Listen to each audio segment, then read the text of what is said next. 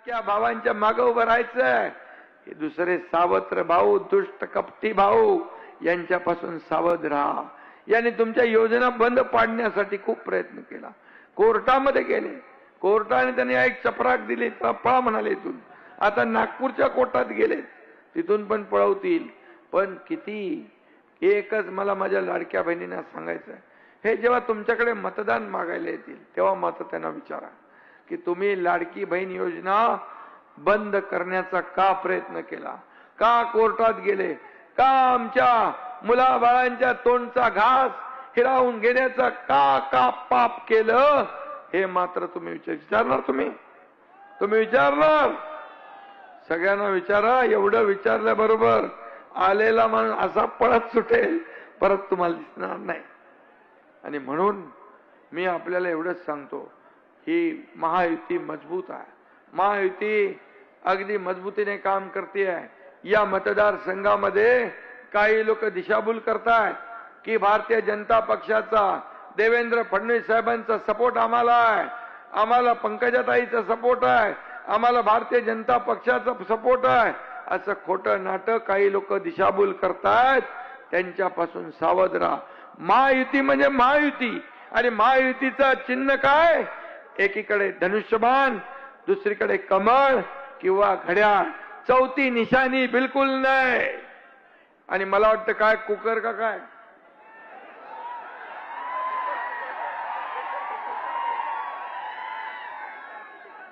अरे बाबा इथं धनुष्यबाण आहे. आता धनुष्यबाण सुटल्यावर त्या कुकरची हवा निघाल्याशिवाय राहणार की नाही? आणि म्हणून आपण सगळ्यांनी बघा, इथं भाजपचे सर्व पदाधिकारी आहेत. मला त्यांचा अभिमान आहे, मला अभिमान, गर्व आहे, समाधान आहे की भारतीय जनता पार्टी जिथं उभा आहे तिथं शिवसेनेचे सगळे ताकदीने स्वतःच उमेदवार आहे समजून काम करतात. तसं इथं भारतीय जनता पार्टीचे जे लोक काम करतात त्यांचं मी अभिनंदन करतो.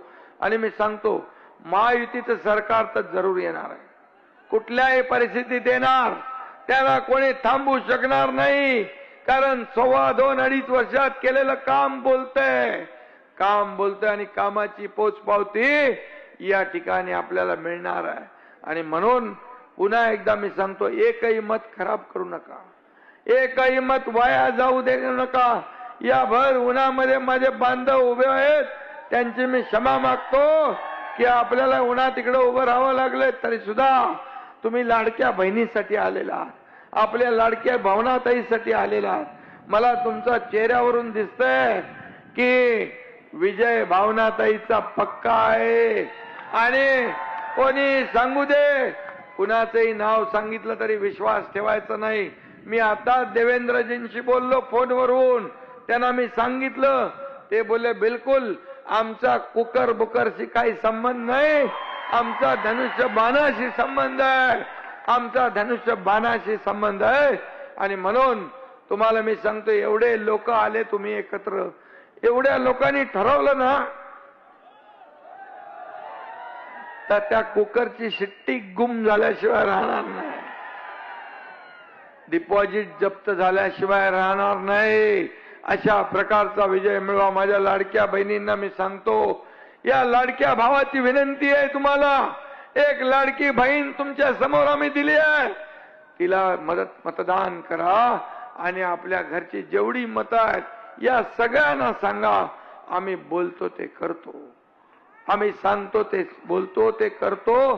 बाळासाहेबांनी आम्हाला सांगितलं, शब्द देताना 100दा विचार करा, पण एकदा शब्द दिला की माघार नाही.